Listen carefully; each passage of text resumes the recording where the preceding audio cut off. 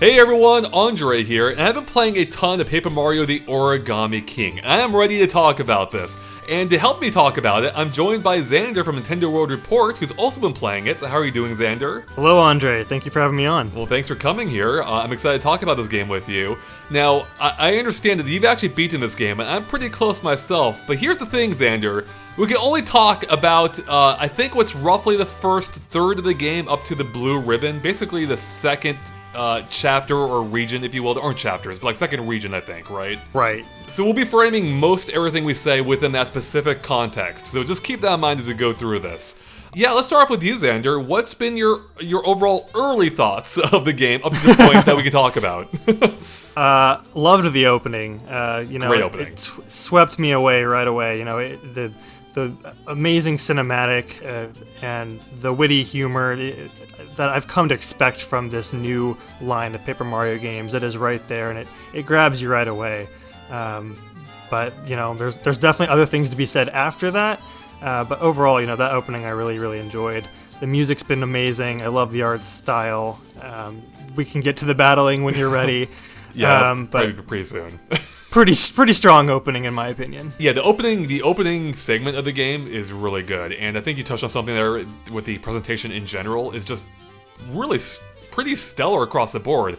It does obviously echoes of Color Splash, and by that I mean it looks very much, if not identical, to Color Splash. But the game itself feels very different in that it kind of harkens back to the original Paper Marios in a few ways.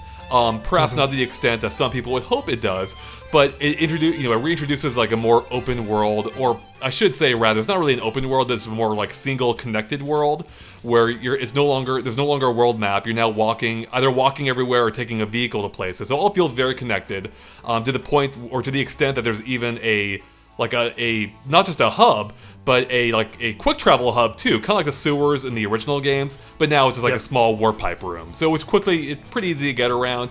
And then there's the fact that there are actually partners in this game to some extent. Again, not to the extent that there were before, but you do have partners that join you with your journey on a temporary basis, and they actually, get this, do help you out during battle, but you have no control over them. Anyways, I'm getting into some of the nitty-gritty here. But yeah, the overall first impression of the game is really good. Yeah, absolutely. The opening where you end up in Peach's dungeon, has that always been there? I don't know. Yeah, right? Where was that Mario 64?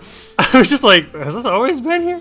That was very well done. I don't want to immediately throw criticism. I wish you could speed up the text and the tutorials. I've seen the beginning of it twice, and it's just I feel like it would be kind of nice if you ever wanted to replay this game, or if you've played a Paper Mario game, you kind of know what to expect in terms of action commands. I just kind of wish you could streamline that a little bit more, because I didn't ever see a skip option. Right. But by and large, it's a pretty strong opening. Yeah, I kind of agree with you on the dialogue. I think it's mostly paced well, but coming from Thousand Year Door that we just replayed for our own game club a week or so ago, that game you could skip through the dialogue pretty quick if you wanted to, and that's definitely not the case here. But again, it's not that bad. Yeah, it's not a game breaker by any means. It's just kind of all right, I can read a little faster than this. So real quick, what's your overall thoughts so far on the kind of more on the more world-like feel of the game? The fact that they've ditched the world map from Sticker Star and Color Splash, which is a kind of a big deal, and they've gone back to more the more actual overworld structure of the previous games. So I really like this world. I was considering thinking that maybe this is the best world we've seen in the franchise, in terms of just how it's connected. I think a lot of people who've played the original two will know that man, those environments were very well connected. But you play the Thousand Year Door, you go into a pipe and suddenly you're in this black and white forest. It's very sectored off. Whereas in this game, they do a really great job connecting each segment. You literally walk just about everywhere, and it seems pretty seamless. So I've really enjoyed that. And the environments here are way larger than I've ever seen in any other Paper Mario. Toad Town's huge. Yeah, Toad Town is ginormous, and it's fascinating because Toad Town kind of acts as your hub world, whereas when you get there, it's deserted, and it kind of repopulates itself as you progress through. But it was very neat to just kind of go through that and see okay, this building's locked. When will I be able to get into this building? And as you find toads that will kind of address, like, okay, hey, I do this in Toad Town. That was always kind of an exciting thing to do. But yeah, these worlds are really neat. What do you think? Yeah, I like the overall structure of the world. I think it's cool how you can see the ribbons that connect, the now transplanted castle and how they lead you to where you need to go and cut them off at the source. That's a really clever idea, and I think that's, it provides you with an idea of you always kind of know where to go.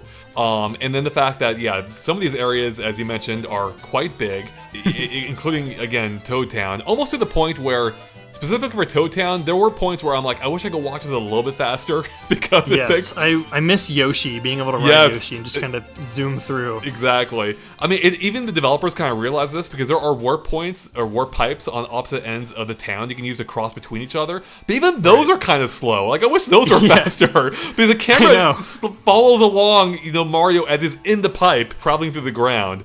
But overall, yeah, I like the progression of how you do unlock parts of Toad Town as you go through the game. One of the things in this game is there are a ton of things to find.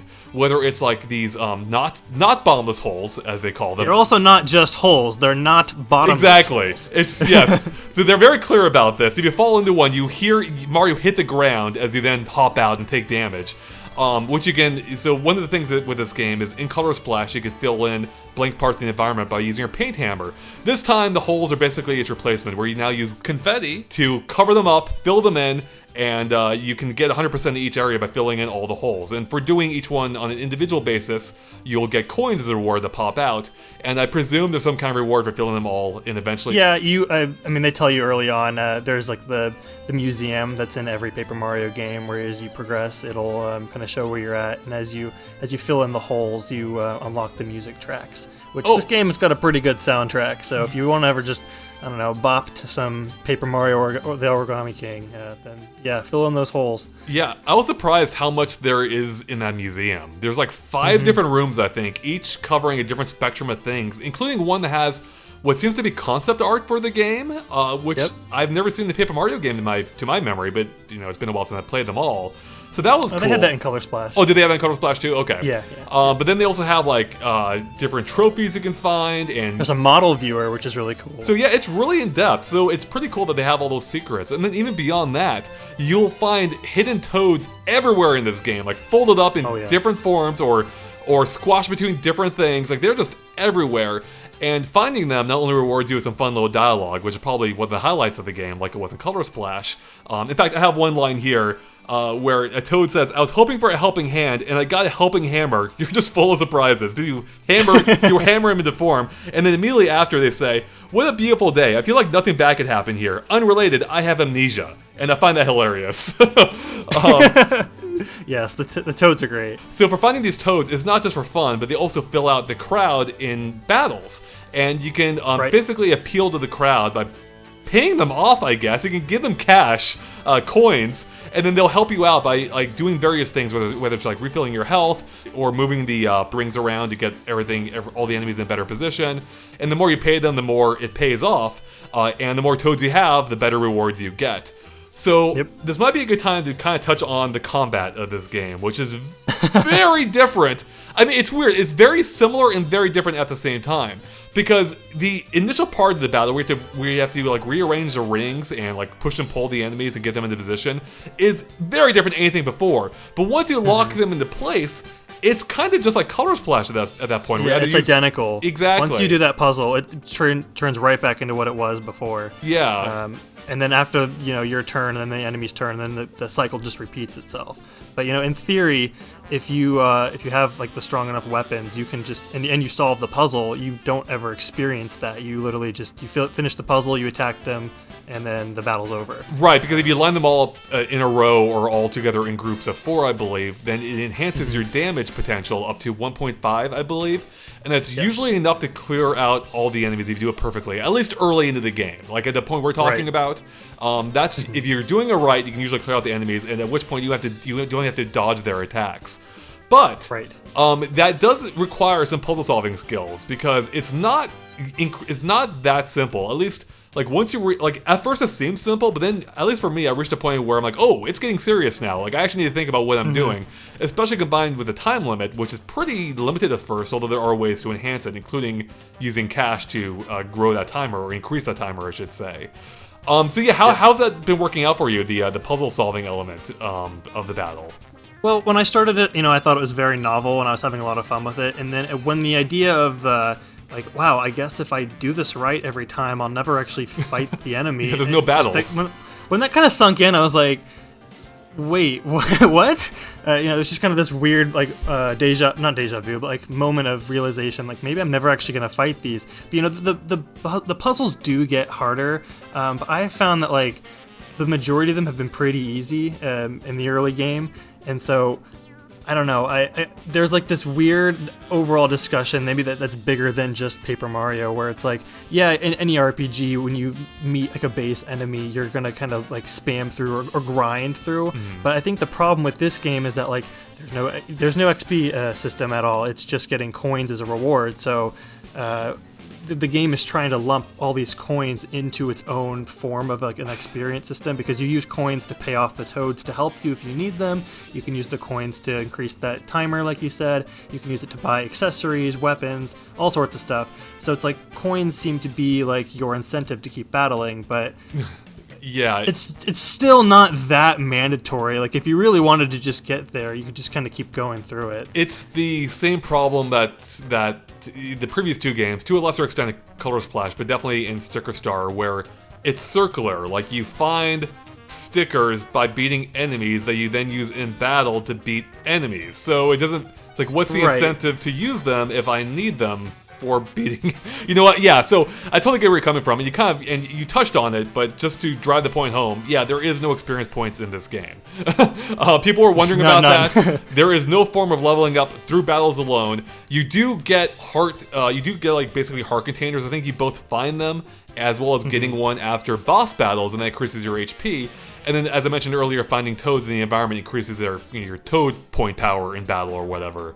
But yeah, beyond that, there isn't much incentive inherently to doing battles. However, with that being said, I knew that could be my mindset going in, and what I've kind of been treating battles as now is kind of things to avoid. And I don't know if that's necessarily like a bad thing. It's kind of like, in a Mario game, you usually don't want to get hit by the enemies, right? So I've kind of started treating it as like, okay, I'm gonna just try and avoid these. Oh, go ahead. I was gonna say, like, I found that there's like 3 types of battles in this game. There are the overworld enemies that I, like you, have been kind of avoiding. Right. Even if I do get him once, sometimes I'll just flee. And when you flee, the enemy disappears, so it's like you beat them already anyway. Exactly. Although, to that point real quick, fleeing, I found, is only about 50% effective. So oftentimes it takes longer trying to flee than it would just to take out the enemies. So don't always flee. And you'll take damage in that time, too. Right, so there's the overworld enemies, and that's that, and then there are many scripted battles where sometimes you're exploring and like you wander into an area, and then suddenly, boom, there's a bunch of Goombas you have to beat, or a bunch of Shy Guys, and so those, I think, tend to have a little more nuance to how they're designed because they are scripted. I think that's where their difficulty in puzzle design is starting to show itself, because they can't really, I guess, control the overworld enemies. But when you're going through like those scripted events, that's when you start to see that. And then there's the boss fights, which is where the real tests start to show in. But those are kind of a different beast. That's the different side of the coin, if you will. But yeah, and one thing I kind of wish that the overworld enemies had was like some sort of like indicator that, hey, this is like an easy puzzle or a hard puzzle, because like some of them just kind of got samey, which again ties into what I was saying, that there is like this notion that you go through an RPG and then you grind through the base enemies, but it's a puzzle, so it's just kind of a weird incentive to do since there's no experiences. Yeah, I think it definitely helps not to think of this as a typical RPG, because I do agree with you. Like the thing with the battles this time is there isn't even that real push and pull you have in typical RPG battles, where you're like, you take turns inflicting damage and you have to deal with the enemy attacking. Because so often in this game, I mean, it really just comes down to how good of a puzzle solver you are. Because if you solve the puzzles, we said, you can usually clear them out in one go. And what else is kind of weird too is that you have kind of like an arbitrary amount of of both rotations of how many times he can move the rings, as well as how many turns he can do or how many attacks he can do in a single turn, which I think is based on how many enemies you're facing, but it just feels kind of random. So sometimes you have like one turn, other times you have 3 turns, and they do it so you can, clear out the enemies accordingly, but it just feels kind of like haphazard, I find. Yeah, it doesn't feel very like it's strategical at all. The boss fights are different because you can kind of plan a little more with that. They give you some more options with that. But when it comes to just like basic overworld enemies or those scripted battles, like I said, there isn't really any of that. It depends on how many enemies are there, and it depends on it just depends on how many enemies are there, and then that will decide how many ring moves you have and how many attack moves you have. Yeah. Very different. Yeah, absolutely. I think you kind of touched on something there. There's really no strategy to the battles. It's simply puzzle solving. If you solve the puzzle, then that's pretty much it. You can probably clear out the enemies. If you can't, then you're going to be punished for it, and then at which point you have another chance to try again on your next turn. Right. So yeah, it's a very different type of combat, and people who are looking for something very specific will be disappointed. But the way I started playing the game is focusing more on avoiding the enemies, and if I got attacked, then I would deal with it then. At which point, if you can embrace the puzzle side of the things, it's not. I think there is value to the combat as long as you're not looking to get that experience points afterward. Even if sometimes the battles can get a little repetitive, just because once you kind of understand that there's always like a solution to these puzzles, which is a good thing, it's not too difficult to kind of like figure it out for the most part moving forward either.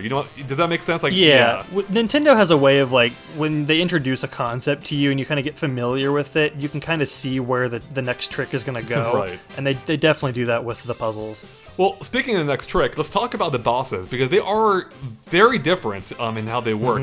They take place on the same kind of like battle grid, but this time, or battle circle, whatever the game calls it, battle ring. Sure. Yeah. But I've been calling it a dial, but a ring works. Yeah, but this time the goal is to this time the enemy's at the center instead of Mario, and you're on the outside. And you have to work your way in by rearranging the rings and having Mario follow this arrow path you set up to both reach the boss, but also trigger things along the way they may need to in order to attack the boss. For instance, activating an on switch to reach a 1,000-fold arms circle that you can then use to attack the boss, assuming the boss is in a vulnerable place. There's a lot of steps to these at times. Yes. They're very involved. Yeah, they are. So what's your take on this, on how the bosses work this time? I like them. I feel like they are different than what the game tries to prepare you for when fighting the other enemies. Not just by like their design, but like, I guess the content of what it is really. Because it is that backward situation where you're trying to create a path for Mario to get to the boss, and each boss kind of is its own puzzle. Yeah. And I feel like they are designed significantly more with like understanding of where you are at in the game, and I enjoyed them. I think that when I encountered one, trying to figure out like what its tell was a little more enjoyable than just kind of going through the motions of like, okay, this isn't an RPG, like that area of my head. Whereas with the bosses, I liked them a lot more. Mm-hmm. Yeah, they are very different than anything I've experienced in a Mario game. Kind of like the basic battles. Like, it's not about the battle itself; it's about solving the puzzle to get to them. And yes, that can be. It's not about fighting them; it's about solving the puzzle. Exactly, that's entirely what it's about. Yeah, you're still doing damage to them in the end, and you'll have to keep repeating the puzzle until you deplete their health entirely. But that's not what it's about. It's really about solving the puzzle, figuring out. It's a little bit like it almost feels a little bit like a board game in figuring out like the optimal route to get to the boss. It doesn't matter how many battles you fought before you got to the boss. Exactly. You can figure out how to beat the boss at any point. Right. It's that's all it is. And I liked them, but like again, that flaw is still there. Yeah. And I want to be specific. Yeah, I enjoyed it too for the part of the game we can talk about. I'm sure I'll have more to say in the review. Well, likewise. But yeah, it is interesting, and I definitely give the game credit for like not being afraid to try something new. But yeah, so I'm sure we'll have more to say on that. Let's talk about the actual world itself real quick. We talked about the structure of it, but we haven't talked too much about the actual region. So far up to what we can talk about, we can explore like a mountainous region. I forget the exact names, which leads into like both an underground area Yes. Where we meet in what's called an elemental, one of the boss battles we were just talking about, actually. A velumental. Velumental, my bad. Because it's like vellum paper. Oh, clever. Yeah. And yeah, I don't want to get too specific. I don't want to spoil things for people. But then we work our way up to like a tower, and there's like a whole like sequence inside the tower, which I quite enjoyed, especially because one of the cool things they do there that we haven't touched on much yet is they basically lock you inside the tower and limit how much glitter you have, or not glitter, confetti you have. Confetti, yeah. So you kind of have to think a little bit about how you're using it. Not too much, but I thought that was a little bit interesting, where you just have an infinite supply like you normally do, both from, I think, like defeating enemies as well as like just hammering trees and getting a, infinite supply of confetti, thank you. From there. Yes, yeah. And then we also had we've also gone through another mountainous region with a river that you take a ride on. You kind of like you have to dodge obstacles while steering the boat, and then eventually you reach like a ninja themed theme park, which is kind of fun, where you kind of do like some kind of like theme park related activities while solving puzzles in order to like work your way to the boss, which includes going through a really fun ninja house. I thought it was really fun, as you have to kind of solve these puzzles along the way and like find these hidden like ninja figurines, I guess, or like... Yeah, they're like these like, I don't know, training signboards that have ninjas on them, and you have to find those. So, has anything stood out to you so far about any of these segments? Yeah, literally everything you said, I've really enjoyed. Like I was saying earlier, the beginning of the game being so strong, and it presents like a certain amount of charm that kind of swept me away. I think that all of these environments do the same thing. They are just so charming, down to like their names, to the many-toed NPCs that you find in them, just the way they are designed visually. I love how like they're just not really that generic. They, I think the Mario titles get a lot of complaints for being too stale with their theming, and the Origami King, I thought for the most part does a really great job of showing like all these different crazy fun environments, to the point where it's like I want to talk about them, but it's also like kind of fun to just, oh, this is where we're going next, just kind of having that discovery. But yeah, they are very fun to go through. To that discovery point, I was a little bit surprised by how much of the game we'd seen in trailers. Yeah, I was about to say, if you've watched the trailer, you've seen a lot more than I think the game would let on. Yeah. But, I mean, don't get me wrong, there have been points in the game where I have been surprised. But yeah, I've also been surprised by how much of the game I already knew going in. Yeah, I was like, wow, they've showed this, huh? Okay, all right. Yeah. Well. But yeah, I agree with you. Like, the areas feel distinct, and I think it's for two reasons. Some of the theming is distinct, like having like this ninja theme park. Haven't seen that in a Mario game before. What was that about? Yeah, that's a fun thing. And there's of course the fact that you have this whole paper aesthetic, which also kind of just adds another layer, if you will. Like in Color Splash, like everything just looks really beautiful here in a very handcrafted fashion. You can see like the creased edges of the paper. You can see the actual texture of it too. Right. And that's for everything. The water, you can see, it just again consists of paper largely, like layers of paper. And I noticed that, like, since I played Color Splash recently, I've noticed that, like, that game has a little more emphasis on using cardboard and showing kind of, like, the edges of the world, whereas I think this one feels a little more like it's strictly paper, and it's almost like the worlds themselves feel like they are, I feel like using thinner seems like it's lessening what the worlds are, because the worlds are huge, but they just feel like they are these like flimsier worlds in terms of like the paper design, which I'm not saying I prefer one or the other, but it is interesting how similar it is to Color Splash. But like if you notice like the way they're using the paper aesthetic, it definitely feels like, I feel like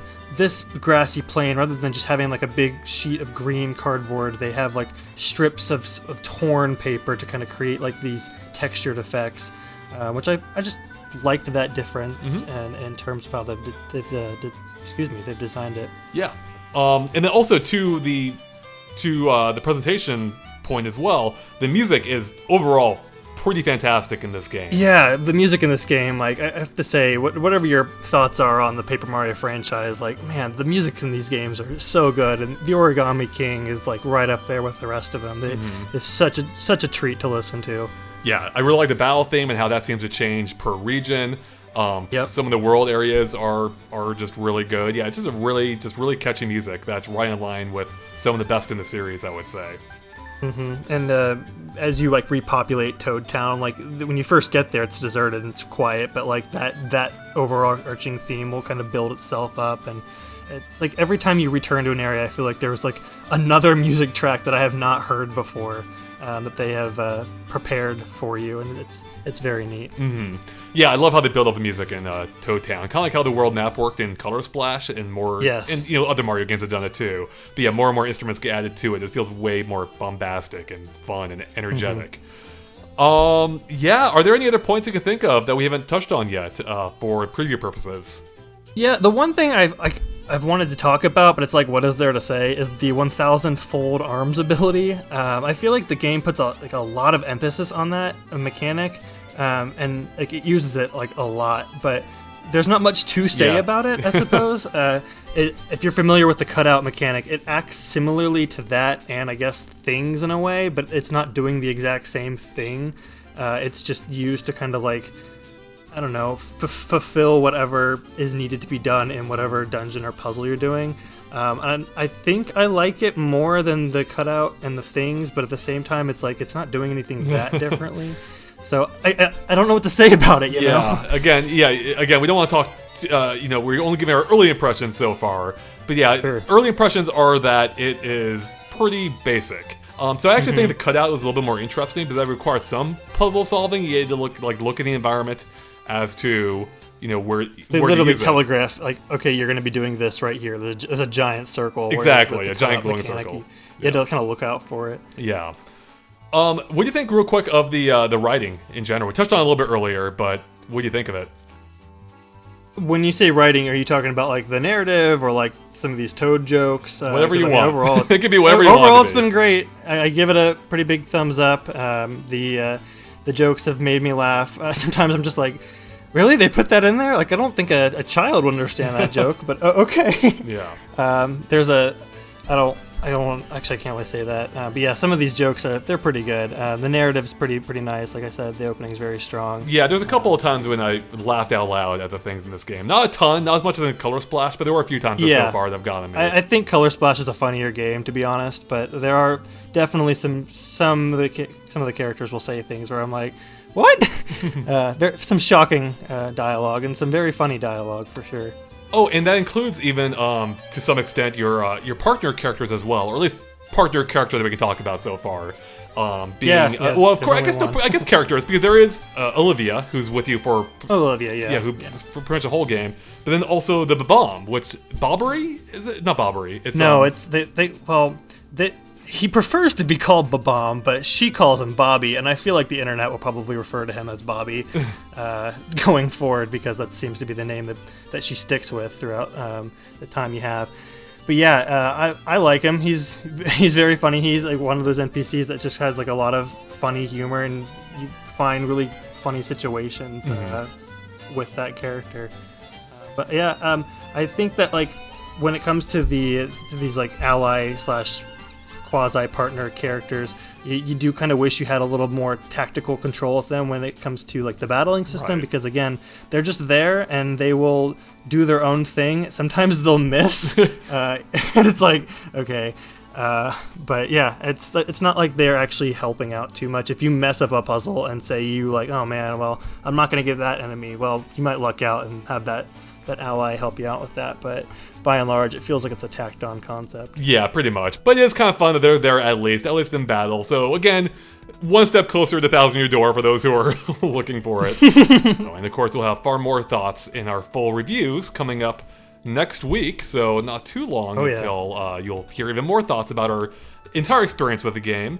Xander, thank you for joining me for our preview discussion on Paper Mario: The Origami King. Where can people find you at? I'm on Twitter at MorningShark, and I'm also you can find all my content on Nintendo World Report TV. Look us up on Google or YouTube. And you can find a link to that in the description below. And of course, keep an eye on GameXplain for tons more on The Origami King and everything else Nintendo Switch as well. We'll catch you later. Bye.